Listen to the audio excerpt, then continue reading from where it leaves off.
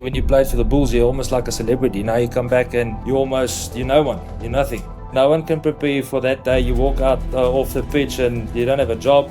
Didn't make any financial sense, and it certainly didn't make any sense on paper to walk away from a top job. I found the story around Oscar Pistorius really difficult to cover because I had known Oscar, he was a friend. I got this little one at home who looks at me with these big eyes and says, you just want to give her the whole world. Obviously what we achieved in rugby was good and was nice, but if you think about it, it's actually a very small part of your life. The next part is a lot longer. For a year almost, Pretoria was the centre of sort of global journalism. And Madiba was sick at the same time. And I had sort of this ringside seat to both stories. Wynand from 10 years ago would be proud, but even more so, I hope Wynand from 10 years from now will be even prouder in the future.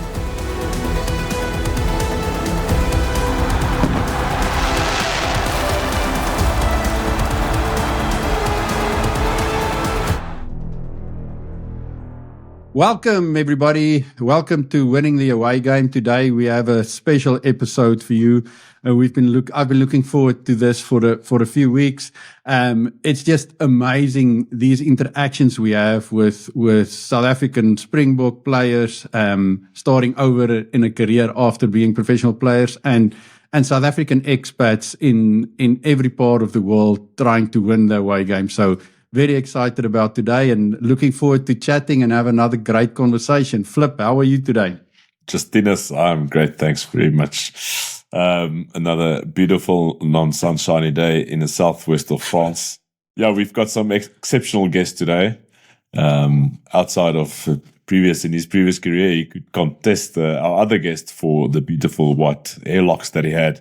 But Springbok and Bulls legend went across the roads to play for Montpellier and Worcester, a stalwart in every sense of the word. Wynand Olivier, how is it? Good to have you here. Like Flippy, thank you very much for having me. I actually thought this was yesterday, so my timing's a little bit out because with the kids at home, work and December holidays around the corner, time's a little bit screwed up currently. Yeah, but thank you for having me. Looking forward to the conversation.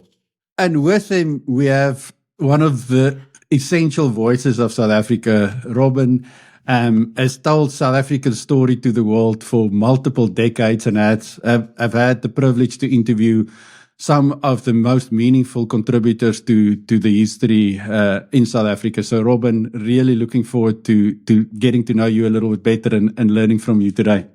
How's it? Hi, nice to see you all. Thanks for having me. Awesome. So we always like to start with the same question, and that is really to learn your personal favorite Springbok related story. So whatever you feel will tell from your point of view the most authentic story related to the Springboks, please feel free to share with our audience. Robyn, you want to go first?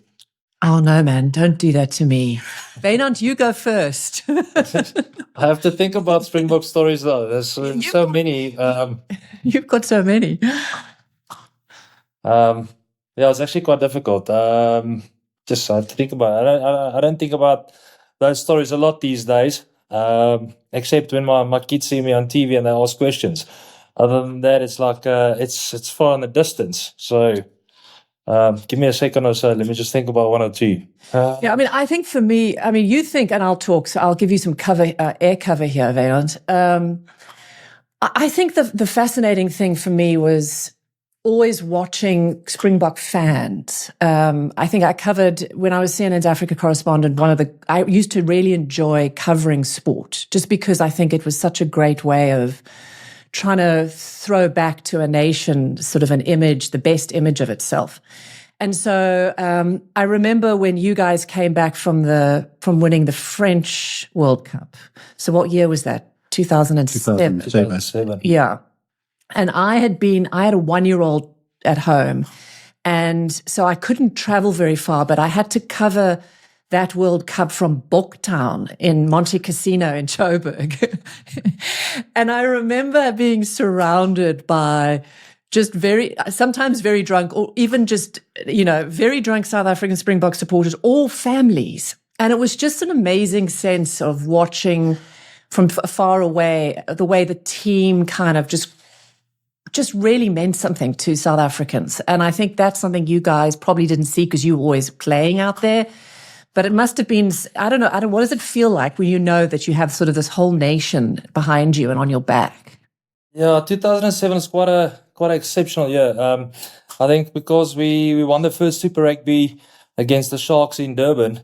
And on that special weekend, obviously, we played against John Smith Sharks. And we won the game on the Saturday, and straight, like maybe 10 minutes after the final, and we right back in the change room, we all got messages from Jake saying, listen, you have to be in Cape Town tomorrow morning. And we didn't even start to celebrate, and everyone was like, yes, what are we going to do? We're the first South African side to win a Super Rugby. And I think the nice thing about that is John Smith phoned Jake White, and he said, listen, give the boys a chance to celebrate a little bit. And by the time we got back in Pretoria, Smitty phoned Victor and said to him, listen, go have a lekker day tomorrow, celebrate, we'll see you guys on Monday. And I think that was probably the start of the camaraderie we had in the team that year, especially in saying that they'd obviously just lost the Super Rugby to the Bulls, and just saying, listen boys, go have fun, we'll start preparing for the World Cup on Monday. And that was quite a special thing for the captain to stand up towards the coach and say, listen, let the boys have a little bit of fun. That's awesome, mate.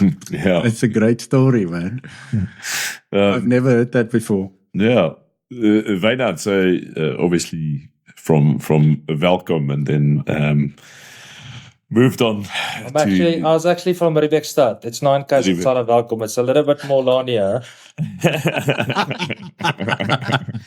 You're on the Lani side of Welkom. Yeah. Well, that obviously explains the beautiful hair. But then moved on to Pretoria to Affis, one of the great rugby schools in South Africa. Where in your career, take us through that, where in your career did you understand that, rugby is a thing that you will be able to do? So Flippy, I was fortunate enough. Well, I've got older brothers. So since the age of maybe 2 or 3, since I can remember, and living in Welkom, we had a small park just opposite our house. So we used to play rugby in the park. So if it's rugby season, we play rugby. If it's cricket season, we play cricket. If it's tennis season, and one thing I remember is, especially when it's boxing season, at that stage, Mike Tyson was fighting and everything. So me and my uncle played for the Northern Free State, the Griffins back in the day. So we had all these rugby socks. So we'll take rugby socks, put them around our hands, and we'll put other socks in front, and then we'll box. But anyway, so in 1995, my dad was privileged enough to go to the Rugby World Cup. And I was a Springbok fanatic at that stage. Obviously, I was a Bull supporter back in the day as well. And my dad brought me back the match day program from the 1995 World Cup. And up to today, I still have it in the room upstairs. I don't know if you remember, they had those rugby cards for the players back in the day as well. So I've got all of those, all the 95, the All Blacks, the Springboks, everything. But then, like you said, end of 99, my dad, he worked for IBM at the time, so he was transferred to Sandton in Pretoria, so I went to Affis. And my mom and my dad said to me, listen, but this is not Welkom, huh? This is big school. We watch these guys playing on TV on Saturdays, and I said to my mom, yes, I'd love to play there. And just taking a step back, after the 1995 World Cup, when my dad got home and he brought me the match day program, I said to him, Dad, I want to have my name in that program one day. And he just said, it's not that easy, but we'll see. But anyway, then we moved to Welkom, to Pretoria. And obviously, Frida Priya was one of my matrics. I was standard 9 at the time. And I've known them from Craven Week in primary schools. So Frida was quite, as a gentleman as he is, he took me in and said, listen, don't worry, this will be good. Just do your best and all that. And we played trials, and I don't know if you remember the late Francois Swart. He was a legend at that time. Obviously, year after school, Rudolf Swart pulled him into the Springboks squad as well. And I played my first trial games against Francois, and I had a blind of a game. Second day, same thing. And I jumped on the phone. I said to my mom, "Listen, I think there's opportunity for me to do something here." And Pierre Edwards was our Principal. headmaster from Affies at the time, and he pulled me, and my first game for Affies was actually at fullback. And it actually went well the first game, the second game, and eventually after the third or fourth game, they moved me to inside centre after Frida again stepped up and he said, listen, Wynand's got a good pass to the right and left. Let's put him in centre next to Francois and we see how that goes. And that's where my whole centre, playing centre started and everything. And that same year, Standard 9, I played Cravenwick for the Bulls, and again, I had a blind over season. Didn't get picked for SA schools or SA Academy. But obviously coming from Welkom, growing up in a town it's quite hard. Obviously we do fighting as a hobby on weekends. So you have to learn to stand up for yourself. So I said to my mom, listen, I don't care if I play SA schools, whatever, but I'm going to give it another go. And then matric, my third game, I tore my ACL and my knee, so I was out for the season. And as it is, young boy, I've got all these aspirations to play for the Springboks and everything. And obviously, just being opposite Loftus, I thought to myself, listen, we're not going to let this go. I had a cry and everything. Finished my matric year, and I got a contract from the Bulls that year, earning 1,000 rand a month. So I thought, listen, don't care about the money. You've got the contract. Now it's in your hands. And luckily, Dick Meir was a coach at Tikkies at the time. And he pulled me in after the first varsity game, and he said to me, listen, Wynand, you got something special. I'm gonna make sure you make it one day. And I think my first game for Tikkies was the Carlton final, and then the following weekend we played against the Currie Cup side. So Tikkies against the Currie Cup side, the likes of Anton Leonard, Frida, all those guys. And again, I had a blind. I scored the first 3 tries of the game, where everyone else wanted to kill me.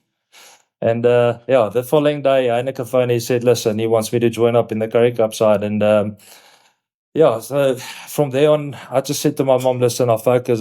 I didn't go out jolling with the guys at varsity.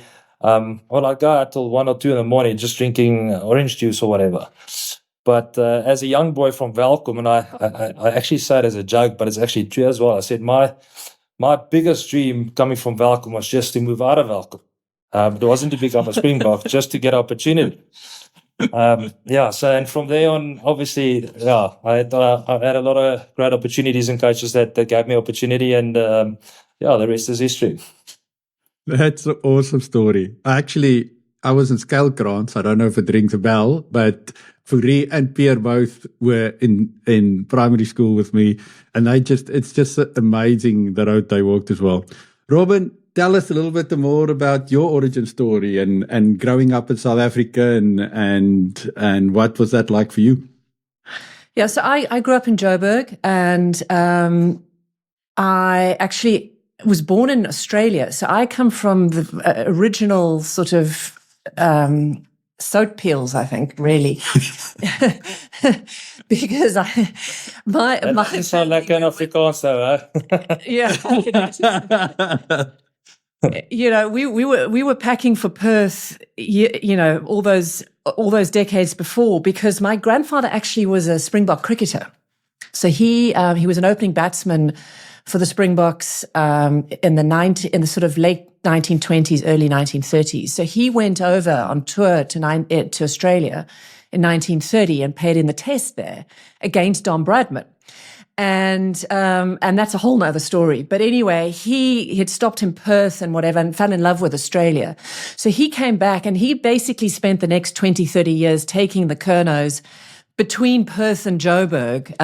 So I have a bunch of uncles who have Australian accents, and then my dad came back. And so we went backwards and forwards because as it is with most South Africans, when you emigrate, you spend half your time sort of wishing you were home. And when you're home, you spend half your time thinking, what's it like on the other side? So literally, I think my grandfather took the Curnows back and forth between Australia 3 or 4 times, which is why I was born in Perth.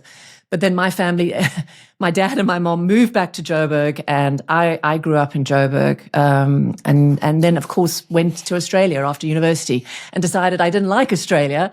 I went back to Joburg, and now I've spent much of my life doing exactly what the Curnows have been doing for 100 years since they sort of moved to Joburg to mine. So I'm backwards and forwards all the time. But yes, I went to St. Mary's in Joburg and pretty much grew up in a cricketing family. Well, on the side of the sports fields of every boys' school in Joburg and Pretoria, I kind of watched my brothers or my dad play cricket. So the thought of being a journalist in those days was not even it didn't even enter my head. And so, how did you end up being a journalist? I don't know. I mean, it was one of those things. I'm not very qualified to do anything else. It turns out that I am, I was undiagnosed dyslexic, so I wasn't very good at school. But I'm pretty much a street fighter. Maybe I should have grown up in Volcom too. But you kind of land up getting pretty sharp elbows when you struggle to read. And I changed schools a lot of times, and so I'm really good at picking up stuff. I think it turns out that dyslexic people generally have a superpower to kind of read a room and tell stories and, kind of have a broad understanding of the way things work. So I think journalism, particularly TV journalism, is very good at that because you can just talk and you can kind of read trends and you can kind of get a sense of the way things are going without having to write the minutiae of, say, a long investigative piece in a newspaper, for example. So TV journalism, I kind of fell into it in the very early 90s. I was one of the young, new reporters at the SABC. So 95, I just graduated. I went to Maritzburg Varsity and kind of drank my way through my degree. And then basically got hired at the SABC as sort of one of the new faces. There was a bunch of us, 4 or 5 of us, who were kind of the on-air new faces that were trying to take the SABC news away from sort of the old propaganda kind of reporting. And so I was 22 when I first started reporting with the SABC. So that whole Mandela presidency, sort of, I was there. And if you remember, I mean, SABC News was the only news in those days. So it was an incredible time to kind of try and cobble together and craft this sort of image of what South Africa wanted to be. And I think Madiba used us and used the storytelling to kind of throw a mirror back at the nation. And so I really took that to heart because a lot of the reports, and they still do it at the SABC, was that, say I would go out into one of the townships and interview some gogo about whatever the news was of the day. That story would be translated into all the official languages. So, so I knew when I was reporting in those early days in the 90s during the Madiba presidency that story that I was doing would be translated and then broadcast into the far reaches of KwaZulu-Natal or into the Kalahari or, into the suburbs of, Sandton or wherever, on radio and on television. So it was an extraordinary way to try and learn to tell a story that was universal to all these different divided parts of South Africa. And I really learned that journalism could be a bridge to differences because I had to find the commonality that a gogo in KwaZulu-Natal and the bridge ladies in Sandton would both be listening to the same report.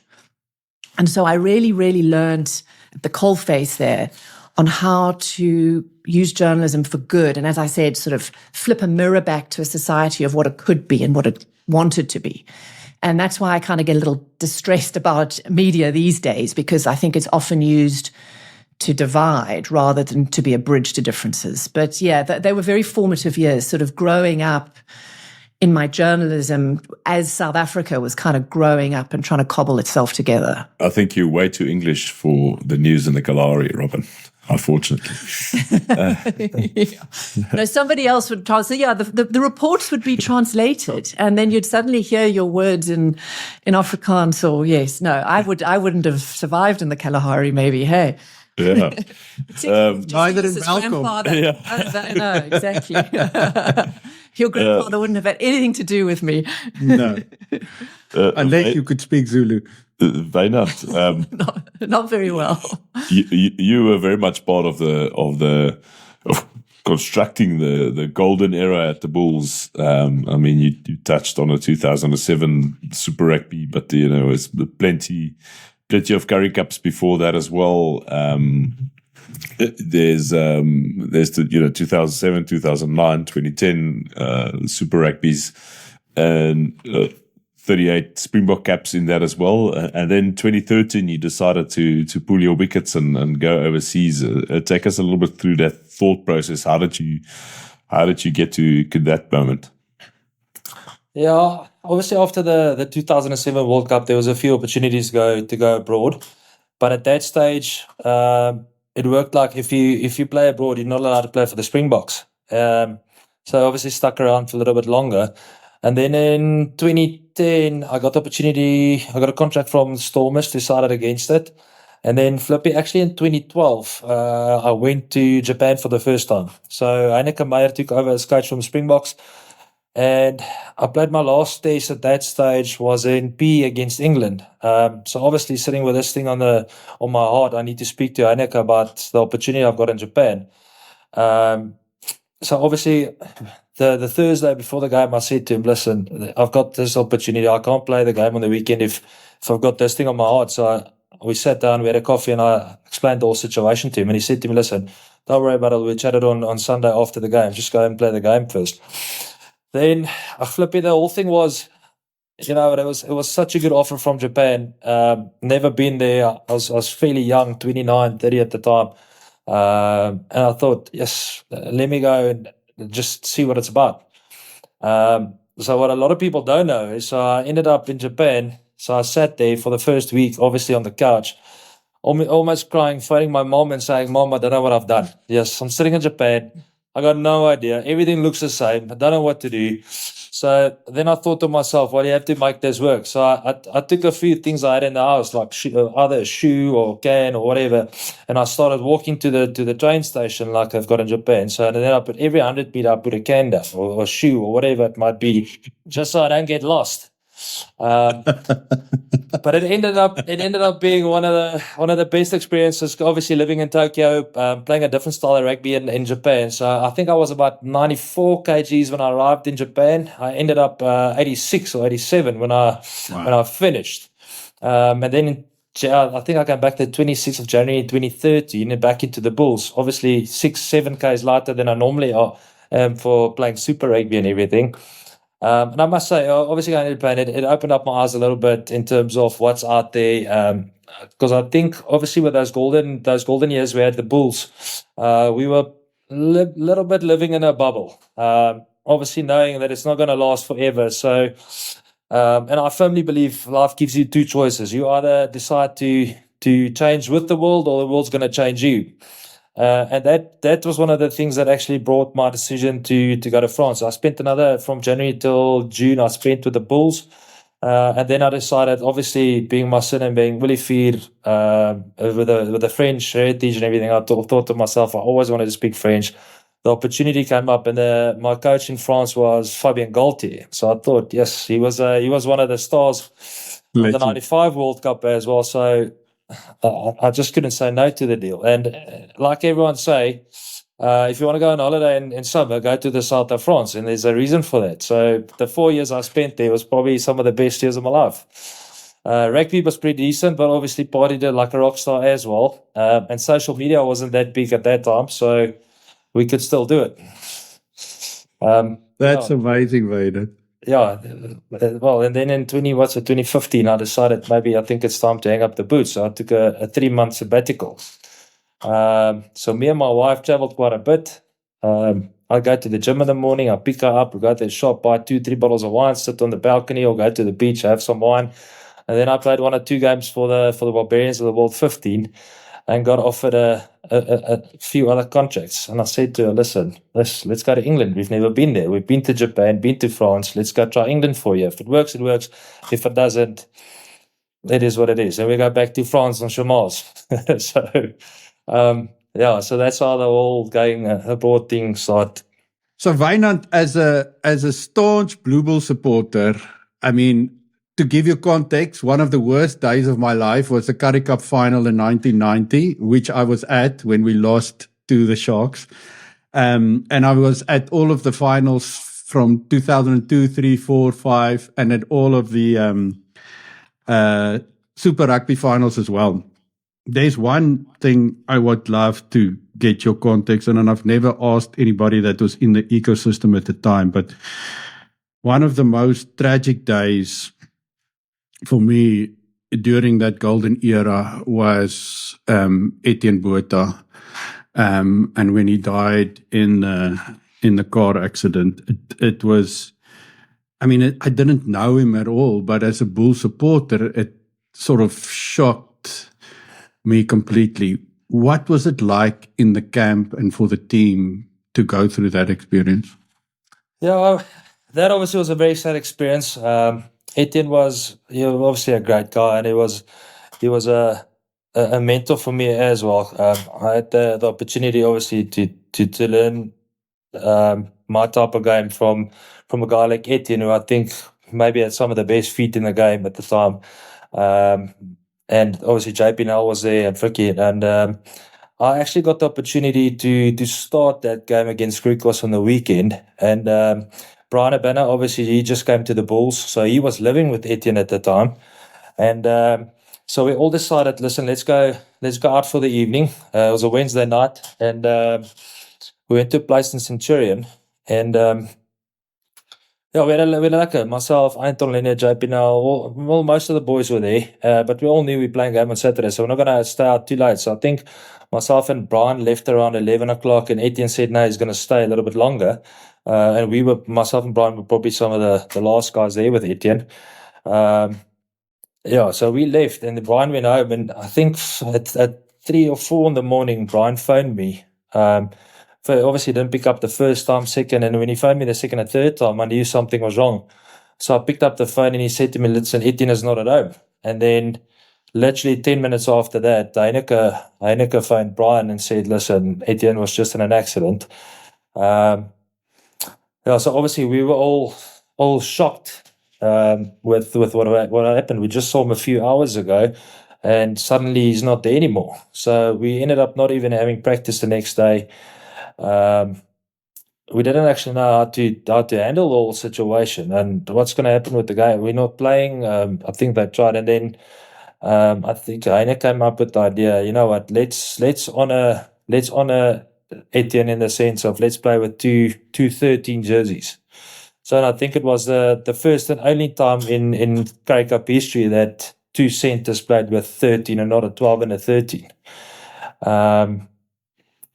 Yeah, so like I said, that was a massive shock at the time, and we didn't actually know it. And obviously, being what was it, 2021 at the time, we've never actually dealt with stuff like that. So it was a massive learning curve, and obviously to see how the boys got together and how they supported each other. I know Etienne was still going out with Elisma at the time. And now everyone supported her, and everything was actually quite special. And I think it's moments and going through things like that brings a team. You can either break you or bring you together. And I think we chose let's bring it together, and let's see if we can win a Currie Cup for Etienne. Wow, thanks for sharing, man. Robyn, what's some of the challenges you faced in South Africa that shook you before you ended up moving abroad?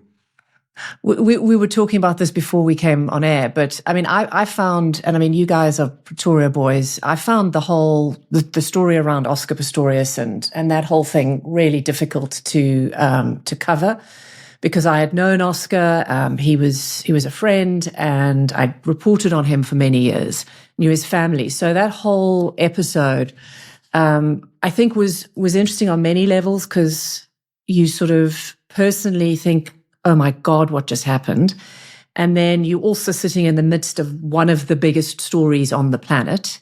There was something about the way his story, the sort of golden boy flying too close to the sun, the kind of Icarus theme, the sort of, you know, the shooting happened about 3 months after he had run in the Olympics, as in the able-bodied Olympics with, you know, no legs, this extraordinary feat of athleticism and determination, and then for it all to kind of go so badly wrong. I mean, it just also a cocktail of kind of sensationalism that really was picked up by every single media outlet in the world. And I mean, that whole trial, I essentially moved to Pretoria during that trial. I was living in the Sheraton in Pretoria, and Madiba was sick at the same time, and he was in a Pretoria hospital.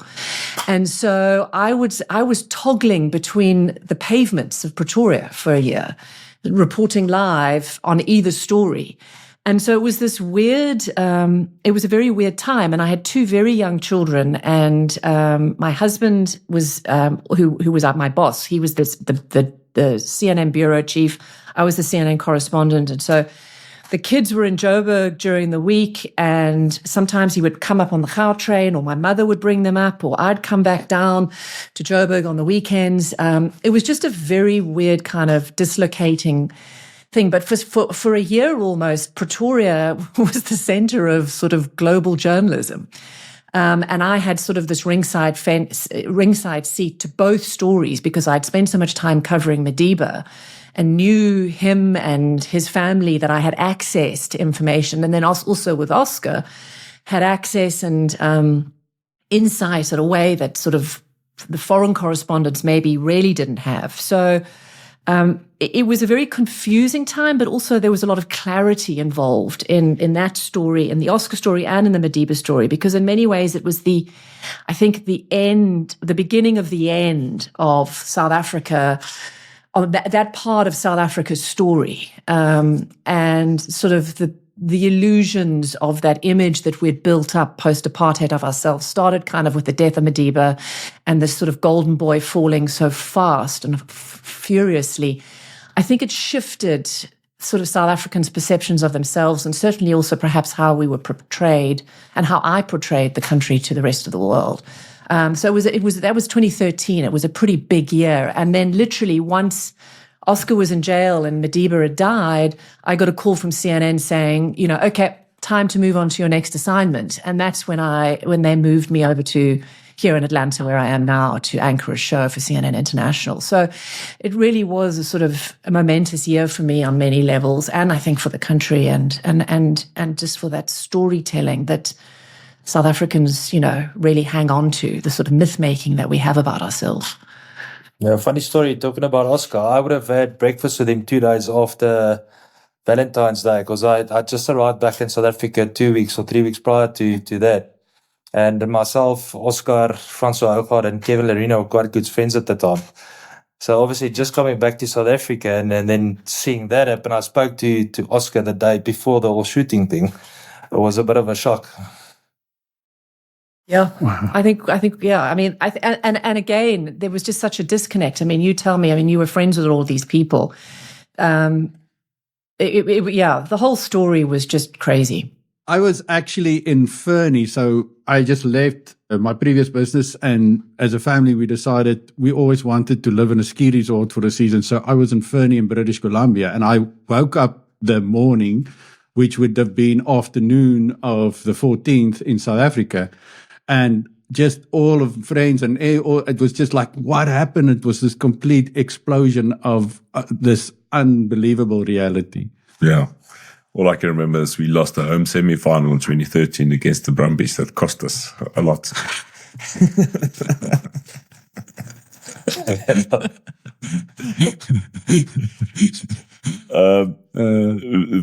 Wynand, you went Montpellier then to Worcester and played Worcester, and in 2019, just before COVID, called it a day, and decided to move back to South Africa immediately, if I'm not mistaken, and you set yourself up pretty well. Tell us why did you go back to South Africa? What Actually, made you Flippy, make that decision? to be honest, the whole idea was not to come back to South Africa. So when I moved to England in September 2015, I actually found a friend of mine in South Africa who worked for Sanlam at the time. So I said to him, listen, this is my plan. I'm moving to England for a year. Don't know for how long I'm still going to play, but I need to start thinking about life after rugby. So he's David Botha, Flippy, you know David. So he set me up with a gentleman in London. Peter Fourie was managing funds at the time and everything. And through Peter, I met another gentleman, Andrew Lewis. So Andrew was doing mergers and acquisitions for Sanlam at the time. So me and Andrew hit it off quite straight away, became good friends over the years and everything.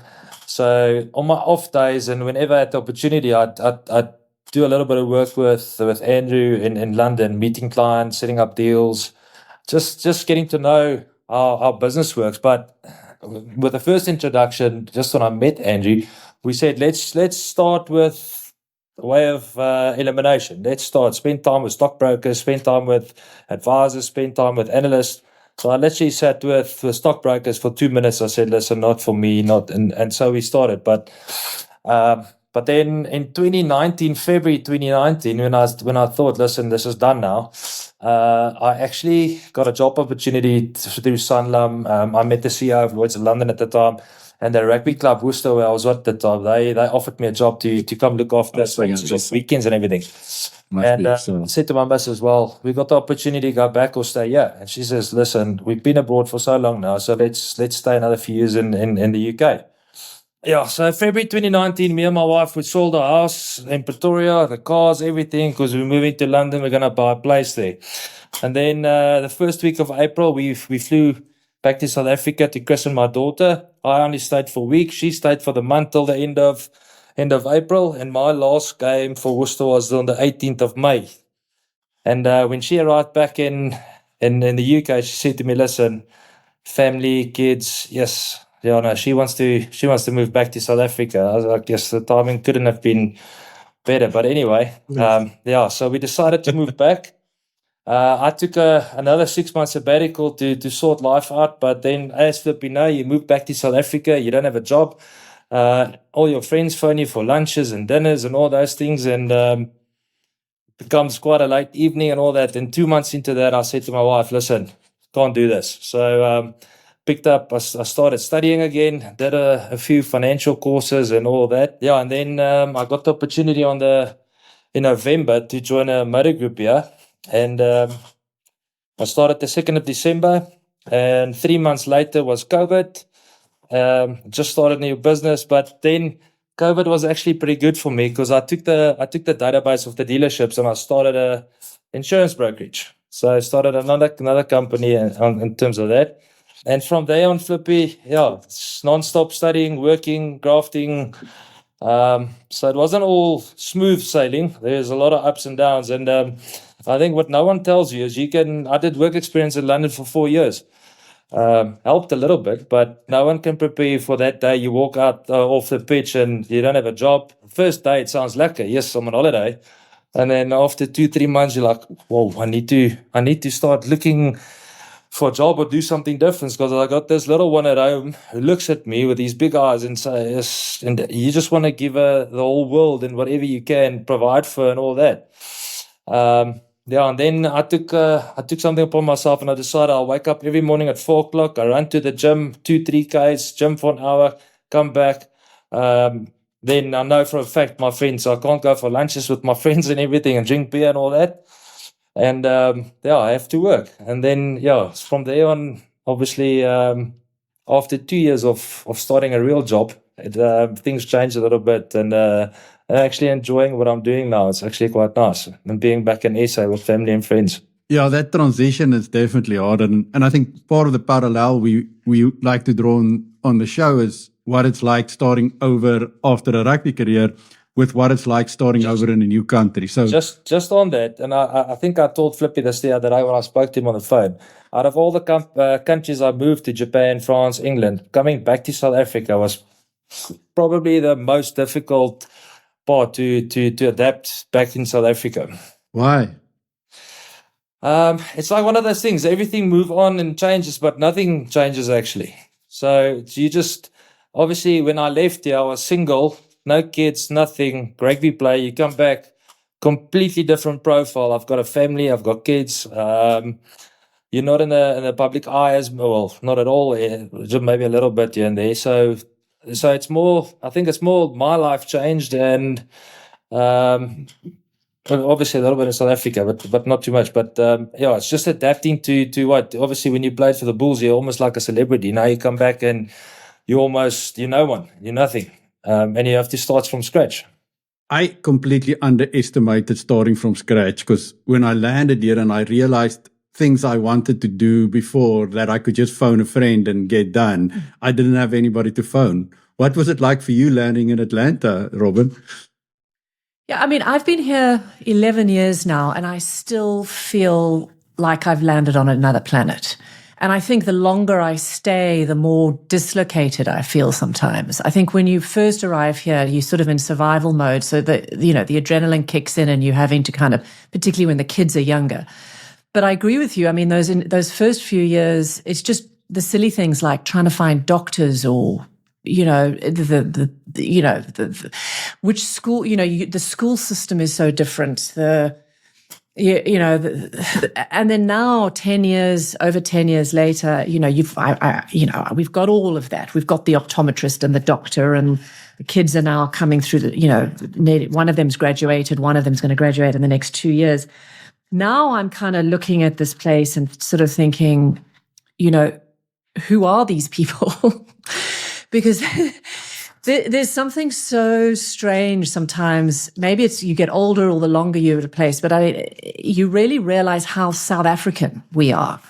I don't know if it's just us. I don't know if the French feel it when they move to America, or when the British feel it when they move to America. But I sometimes sort of feel like, as South Africans, we're so uniquely bloody South African that it becomes almost like having a third arm. You're like, nobody's ever going to understand us, because there's such a depth to our experience that everybody else sometimes feels a little bit like they're scratching the surface. Life is very simple for Americans, particularly around where I live. We live in a place called Buckhead, which is kind of the Lani part of Welkom. And, people don't leave, their generations, the people that I live with are sort of fourth, fifth generation Americans from Buckhead. They go to the same schools. They all know each other, the same country clubs. And there's sort of a certainty and a consistency and a stability to life here, that I kind of still look at them and think, oh, wow, that must be nice. I think I'm still sort of scratching and fighting and trying to figure things out. But maybe that's just the natural state of being a South African abroad. I don't know. I feel exactly the same way. I feel it blows my mind to think of like 3-4 generations living in the same town. It's almost like Wynand said earlier, like his goal was to get out of Welkom. I feel like, how does this work for them? Do they not feel the urge to go see the wider world? Oh, and I admire that. I think I think whether you're an English-speaking South African or I don't, there's always that sense of, we're pioneer stock. My grandparents came over from England after the war on my mother's side of the family, and on my father's side of the family, we came to Joburg from England to mine in the Witwatersrand. They were mine managers.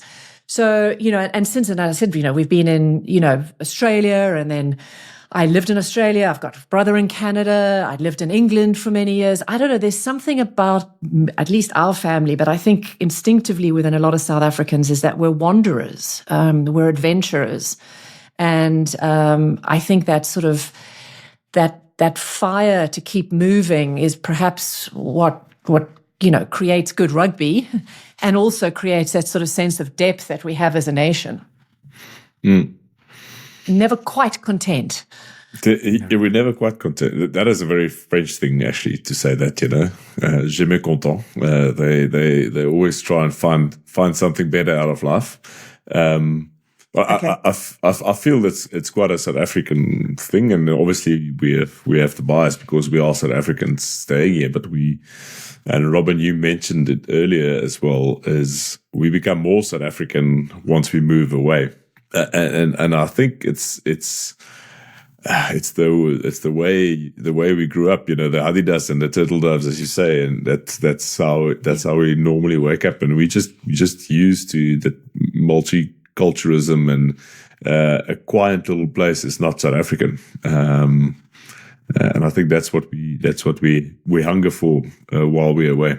Yeah, I think you're right. Because, and I often think about this, is that, and I've been back to South Africa 3 times this year, just for various reasons. But, we're very good at moving between classes and demographics. We have a kind of a very easy social mobility because that's the way you live in, Joburg. You're dealing with everybody in one day.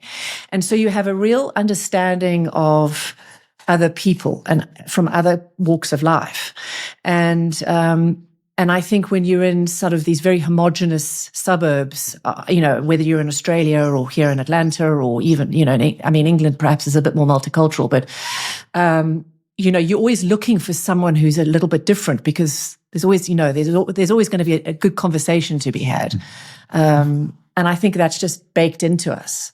We're very good at trying to have a conversation with somebody who might offer an alternative version of the day. That's a fascinating point because I was actually speaking to a very successful South African in the UK that does sort of fund management. And his take was a lot of his clients are wealthy families in Italy or in France or over Europe. And his take was that if you're a wealthy family in Italy, you can spend most of your life and your kids grow up not really confronted by the inequality in society and the poverty. Where in South Africa, even the wealthiest families, when you fly into Cape Town or Joburg, you see the reality of the world right in front of you. It's impossible to avoid it. And his take was it just makes us grow up differently and we have a different sense of the world as a result of that. I totally agree with that. And I think that's, and I really do think that's part of our superpower. And I think that ability to be able to praat with anyone, and the sort of humor that often comes with it. And, whether you stop at a robot and somebody's trying to sell you something, or whether it's a conversation you have with people who work with you or work for you, you're always kind of very highly aware of other people's problems.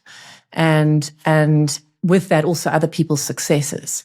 And so there's this sort of overlapping that you get in South Africa that you don't have in a place like America. Structurally, America, it's a very, you can go from your house to the shops, to your house, to the shops, to school, to church, and you're driving, and you never really encounter anybody who is not only foreign or different, but anyone outside your own social circle. That's what I find quite interesting is that the little pods of existence here in Atlanta, church is a huge thing. People are very religious here. And it's church and even the shops, like even if you go to Pick and Pay in South Africa, it's kind of a chamos. Everyone's there and somebody's buying walkie-talkie chicken legs and somebody else is buying fillet steak. The shops kind of cater to everybody. Whereas here, it's sort of these little pockets of people who look like you and think like you, and often they don't overlap.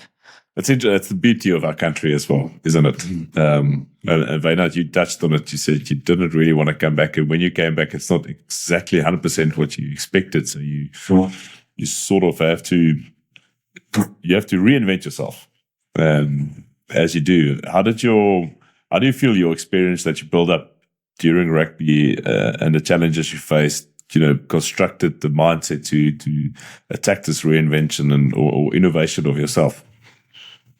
Yeah, I think Robyn touched on it briefly now. So I think the one thing rugby teaches you quite a lot is how to talk to different people in different ways. If it's a janitor or CEO or whatever it might be, it teaches us to have that confidence to talk to anyone, and it comes down to the adaptability. And I think if, like Robyn said, if you take South Africans in general, I think we adapt to the world a lot easier than other people. And I think playing rugby for so long in different countries, we've been in difficult situations on the rugby field, on and off. And I think it gives you the opportunity to reassess things a little bit quicker maybe, and to adapt to different situations.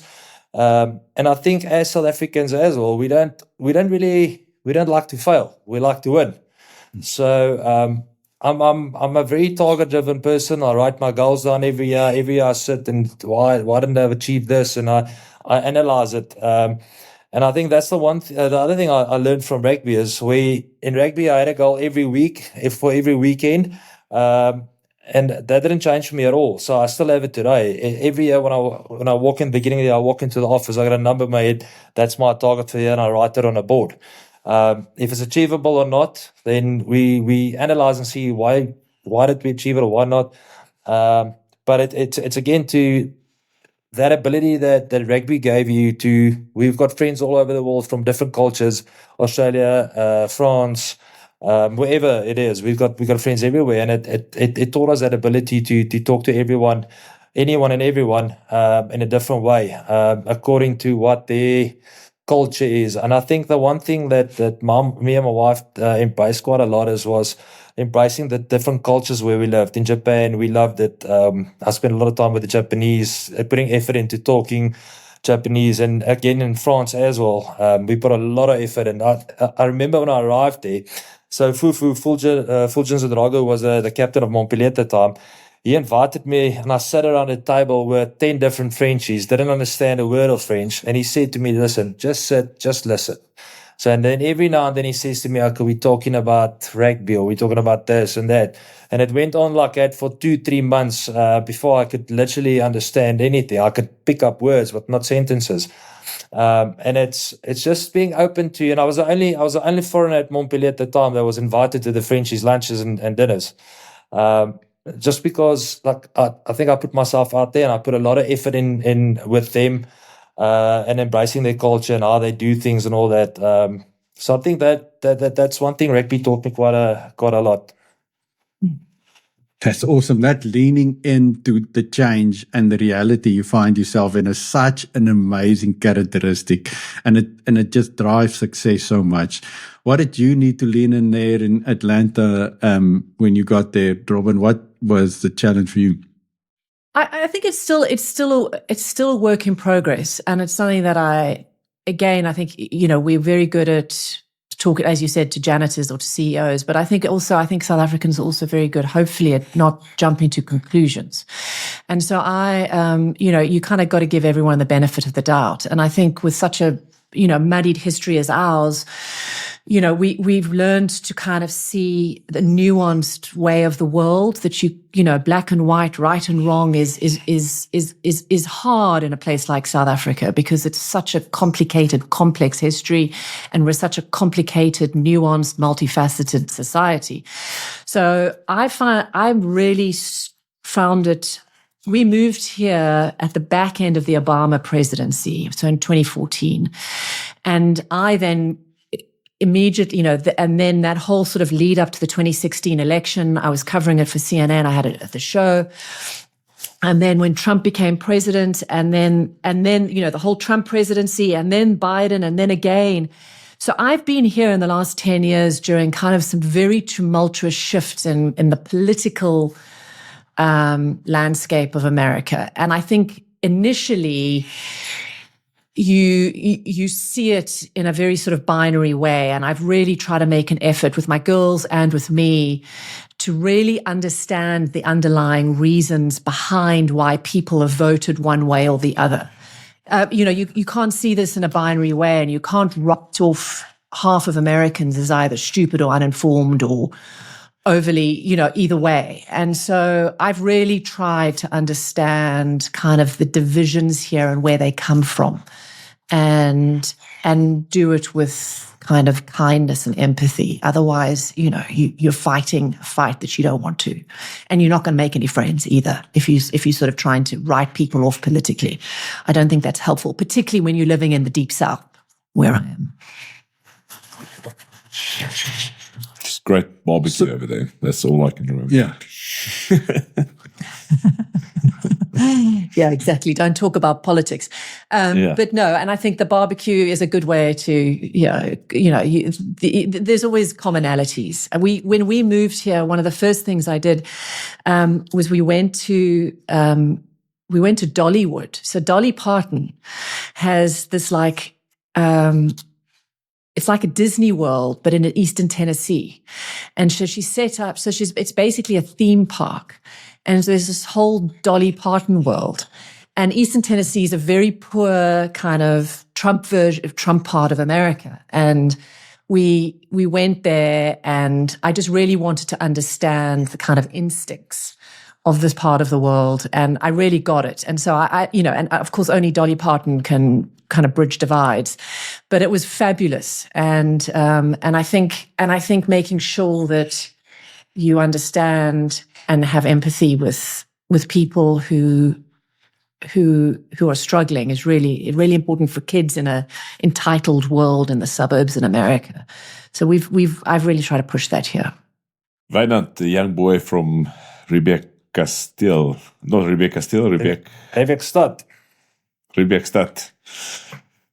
Will he be proud of the Wynand that has become after rugby? I think he will be. It's like I think Matthew McConaughey had a speech in one of his Oscars or whatever, where he said his hero is himself 10 years from now, because you'll never be able to catch him. And I actually took a lot out of that speech from him. Never thought about it in that sense. And obviously, what we achieved in rugby was good and was nice. But if you think about it, it's actually a very small part of your life. If you think I played for 17, 18 years professional rugby. So the next part is a lot longer, and obviously it changes constantly because of two small kids, and life moves actually at a quite a fast pace currently. But to answer the question, Flip, I think most definitely. And some of the most difficult changes, and a lot of people say one of the most difficult things you can do is moving from one house to another, and obviously moving countries even more so. You don't think of it at the time, but I think, like Robyn also said earlier, it's you live there for so long, and you part, but obviously South Africa will always be in your blood. That doesn't change. And as like I said to a lot of people, I live in South Africa now. It's not to say I'm going to live here forever, because we've learned how to live in the moment and how to handle change. And it's not always that easy in anything, but no one knows what the future holds. And I think Wynand from 10 years ago would be proud, but even more so, I hope Wynand from 10 years from now will be even prouder back way in the future.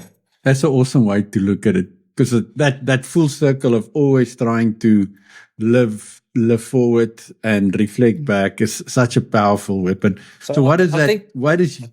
I think the difficult part is we set goals for ourselves, and we think we're going to achieve it, but it's also to take the difficult parts and the disappointments on the chin, and just moving on from that and learning from it. And I think that's one thing I've learned a lot better since stop playing rugby that I did when I was playing rugby, because you're more disappointed in yourself back then, when now you're more figuring out, listen, what is the way forward? Yeah, that's such an important lesson. Very well put. The ability to use the setbacks as the stepping stones for the future is amazing. What's the future for you, Robyn? What's the next 10, 20 years look like for you? Good question. I don't make myself goals, because I kind of I think I tend to sort of muddle my way through things. I find it interesting to suddenly be the mother of children who are nearly grown up, and so you suddenly have to sort of think, oh well, it's for me now. I do think that journalism and media is something that's behind me in a way. You know, I did 30 years as a foreign correspondent and anchor, and I just feel like the media industry is not what it used to be, and I left because it was just not a happy place, and I just don't believe, particularly American media, is just so yucky and so toxic. So I'm trying very much to kind of look forward to a place where I'm working on stuff that feels good and isn't so hard, where you're not dealing with sort of negativity. as you do. I think everybody reads the news these days, and you're like, oh my God, what's just happened now? This is giving me anxiety. So, I've spent since I left CNN, I've spent a lot of time sort of detoxing from the news. And I think a lot of my future, whatever it is, involves kind of very curated, either putting out stuff or just curating what I consume. And I think trying to live in the moment, read books, kind of go for a walk, all those simple things that sometimes you spend your life rushing past. I'm very kind of focused in trying to cut out the noise, because I think that if you're not careful, it can swallow you up, and it's not healthy. So, and I that's one of the things that, I've tried to be very active with my girls is, trying to raise teenagers in America right now, anywhere, and also trying to just be a whole person, like cutting out all this noise and this negativity that gets thrown at us, and just focusing on friendships and building friendships, or figuring out where you want to be and what is actually important. It's about actually making your life smaller rather than bigger, I find. And that's kind of a work in progress for where I'm going. And strangely, a lot of it is me going back to South Africa. I mean, I drove through the Karoo about a month ago, and I just thought to myself, this crazy, beautiful place.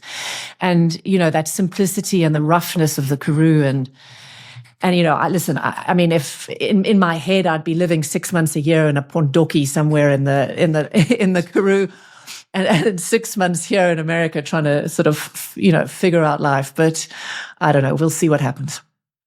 Well, counting down the days for my youngest to finish school, and then I'm looking forward. You're also looking for a pondoki in the Karoo, yeah. Because I don't need to be based anywhere. I just want to be able to spend 3-4 months a year in South Africa, and spend the summers in North America is amazing. So I just want that mobility. I don't even need to own a place. I just want to be able to come and go, whatever way we like. So we're going to give you guys the opportunity to ask each other a question. While you think about the question you want to ask, tell us just a little bit full circle moment. Where do you think you'll be watching the 2027 World Cup, hopefully final, South Africa playing? And then just a little bit, maybe if you guys want to add, what do you see as legacy and or giving back for you in the future? Okay, yeah, I think the nice thing will be if I can watch the World Cup final in Australia with my family. I'd love to take my son and my daughter to go and watch it. Obviously, my wife's watched a few games. She's been to a few. She's never actually watched it. But I'd love to take my kids. I think for me, legacy is not something you can build. I think legacy is something you leave behind when you pass away. It's what people say of you. He was a good father. He was a good friend. He was always looking after other people, or whatever it might be. He was a good listener. I think it's your legacy is what you build every day. For the heart you touch of people you don't know, the obviously the people you look after as well. And it was sad enough. I was at a funeral a few weeks ago, and it is so nice to hear the people speak nice things about a person. It's almost, I firmly believe, it should be a celebration of someone's life. We put on earth for a short period of time, and no one knows when our time is finished. So it is to enjoy life to the fullest, and experience different things. I firmly believe the world's put out there to be experienced, obviously in different ways. But I think the legacy is what you leave behind and how you touch people's hearts. I have no idea where I'll be watching that rugby. Might be here in Atlanta. Maybe if I'm lucky, it'll be in a wine farm somewhere. I don't know. I do think that this team is extraordinary, and I'm kind of amazed at how deep the bench is, because I do think we have such a chance to actually finish it again. The grit and the resilience of those boys are really quite extraordinary. And in terms of a legacy, I don't know. I think it's a hard one. I'm a big believer in words, like I said before, words and deeds, sort of creating conversation that is meaningful, rather than kind of hyper partisan kind of digging a trench and sort of digging in on your position. So, I hope the journalism that I'd done over the last 30 years is, still stands. The conversations I've had with, some of the most powerful, influential people in the world and some of the poorest, kind of stands as a testament to that. And I think we're all parents, and you just want to make sure that you've raised kids who can go out into the world, particularly these teenagers who went through COVID and social media and all this stuff. And I think, hopefully my greatest sense is creating daughters who are able to see the world, like I said, in a comprehensive way and able to cope. Because I see a lot of kids around me who aren't coping. I think it's a really powerful thing to send two women out into the world who are your own, but not your own, and say to them, you're okay, and you have the tools to survive. And I think particularly in an AI world, we're going into AI where, this sort of industrial revolution where things are changing so much. This generation certainly needs to sort of just understand the basics, which is, loving your neighbor and reading a good book and appreciating the simple things in life, because I think that's one thing AI can't do. Very well, yeah. So as Justina said, we have this little tradition where we allow our guests to ask each other a question. So ladies first, Robyn. Okay. I want to know what it's like being out there on the field. I know what it's like to broadcast to 1 billion people during breaking news, and I know that sense of adrenaline that kicks in and you kind of just trust yourself. And I'm assuming that if you're out there and you're on the pitch and it's a final or whatever it is, and even if you're down, where you find that, what it feels like to be out there with 80,000 people watching you, and you've got to just go for it with the ball. I mean, describe that for me. I'd love to know. Can I add one sentence there, Wynand? Maybe while answering it, refer back to the 2007 Super Final when you guys were down and the clock was already gone and you had to figure out how to win. I must say, Robyn, one of my favorite parts of playing rugby was running out full of into a full stadium of 80, 90,000 people. And I think Loftus Versfeld is probably my most favorite stadium I've ever played at, and that's including obviously Twickenham and all that. Every stadium's got something different, but I think knowing your family's watching, family, friends, all that, and you want to make yourself proud first, and then obviously the family as well. But you've got a team, you've got 14 other players next to you on the field plus the bench, and you don't want to let anyone down. You don't want to be that guy going in the change room after the game saying, "Listen, boys, sorry for this, sorry for that." But so we feed over. I fed over a lot of energy from some of my teammates, which was good. But obviously, the noise in the stadium, 50, 60, 70,000 people, it's special. So, obviously, while you're running, and let's say you break the line and you hear the crowd just go, "Wow!" It's a special feeling, and feeding off that, and like Justina's asked, referring back to the 2007 Super Rugby final in Durban, when Albert van der Berg scored the try, when he put his hand over myself and Morné Steyn was standing behind the poles while he was kicking for post, and he said to me, "Bunny, we're going to beat these guys today, yeah?" And there was maybe 2-3 minutes left. I'm not sure how long it was. No, the worst part, sorry, Wynand, just say that again. What did Morné say, Wynnie? He said, "Wynnie, we're going to beat these guys today, yeah?" So, and I thought to myself, yes, obviously, if he's got this belief, then let's go do this. And I think the last few phases, or maybe 3, 4, 5, I don't even know how long it was. It felt like ages. And obviously pulling it off when we saw Brian. I was on the far side of the field when Brian broke through there, just going nuts. But I actually experienced that when Brian scored the try, and it was probably one of the most, because we obviously 3-4 minutes prior to that, you could see people start leaving the stadium. And your heart sinks into your shoes, and you're thinking, yes, you can't lose the Super Rugby final. And I think we pulled off a little bit of a miracle there. But it's probably one of the most special moments winning that Super Rugby, and just to believe the guys had in each other to pull that off was quite brilliant.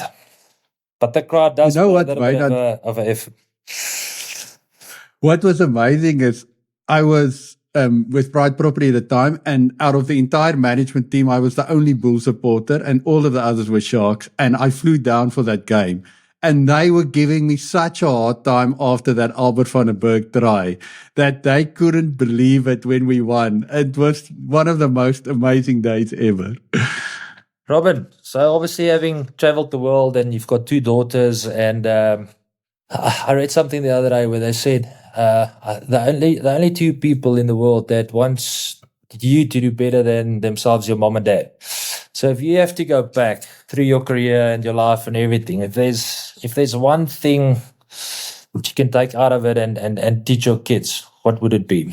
There have been so many moments, because I think one of the reasons I became a journalist was not to be on television, but was actually to I was curious about the way the world worked, and also powerful people. So I spent a lot of my career being in places and watching really powerful people. So I've interviewed a lot of US presidents. I was there with the death of the Pope. I was there at Fidel Castro's funeral. And obviously spent a lot of time with Madiba, Tutu. And so you look at all these people and you think, what can I take from them? Sort of like an MBA in leadership. And I still think, and it probably is a cliche, particularly to South Africans, but I was with Madiba on his 90th birthday in Curnow. And I kind of asked him the same question, was, do you have any regrets? And I thought he would say that he regretted not spending enough time with his family. And he actually disagreed with me. And he said, no, that everything he did was good for his soul. And it was one of the last interviews he gave. And it's always sat with me, because that choice that he made for leaving his family and fighting for freedom was a choice. And there were sacrifices and compromises that he made, and he left behind this sort of broken family. But he did it because he said it was good for his soul. And so I've kind of used that as my mantra throughout my career. And everything I did, particularly as a journalist, I did because it made me feel good. It was fun. It was exciting. It was interesting. I was curious. And then suddenly at some point, when you're at the top of your career, and I suddenly thought, this isn't good for my soul anymore. And it was an extraordinary sense. And I realized that I was also not being, you raise daughters to say, well, you should have choice. You should be able to say no. You should always do what's good for your soul. And then you come back from work moaning about the news, moaning about the people you're working with, complaining about media in America. And I realized I was actually role modeling a pretty bad role model, because I was so unhappy at the top. Anchoring these shows in the depths of American kind of political division, that I was bringing it home. And so I hope that, to my girls, knowing that you do have a choice sometimes. And even if that choice means walking away, because it's good for your soul, it didn't make any financial sense. And it certainly didn't make any sense on paper to walk away from a top job like that. But I did it because it was good for my soul. And that advice came from Madiba. And I'm still trying to figure out precisely what's good for my soul. But I think it's really important in these days, and as a parent, to kind of let these kids know that they have a choice, and that sometimes that decision should be as simple as asking what is good for my soul. It's good advice, sir. Okay, awesome. Thank you, Robyn. Thank you, Wynand. That was a wonderful learning and getting to know you guys. We really appreciate it. These stories of starting over and adjusting to the new context is really what the Winning the Away game is all about. And you both set such great examples of doing that and adapting. So thank you very much. And thanks for joining us. This was a wonderful experience for me and Flip. And we look forward to recording some more episodes. Tell us what you like. Send us some questions. Send us some guests you'd like to have on the show. You can find us on YouTube, Spotify, Apple, and all of the other social networks. And thanks very much. And thanks to the Lekker Network for supporting us and building this podcast. Flip. Thank you, Wynand, Robyn. This was excellent. Thank you very much. Thanks for having us. All the best.